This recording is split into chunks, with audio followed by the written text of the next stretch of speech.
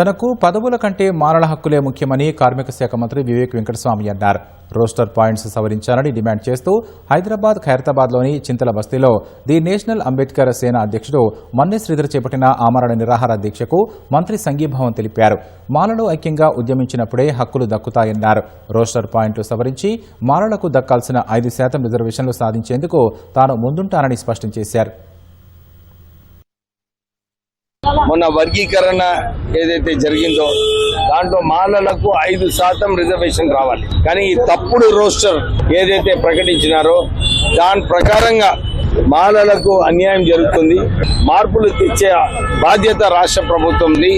Cabinet sub committee ఏదైతే ఉత్తమ్ కుమార్ రెడ్డి గారు head చేస్తున్నారో వారికి నేను నిన్న కూడా మాట్లాడడం జరిగింది. తొందరగా మీరు దీంట్లో చర్చించి నిర్ణయం తీసుకోమని చెప్పి వారితో చెప్పడం జరిగింది. పదవులు ఇంపార్టెంట్ కాదు, ఏదైతే అన్యాయం జరిగిందో దాన్ని సరిదిద్దుకునే అవసరం ఉన్నది. నేను వారి గురించి కొట్టాడతా అని చెప్పి వాళ్ళందరికీ నేను మాట ఇచ్చిన మాట ప్రకారంగా నేను ముందుకు వెళ్తాను.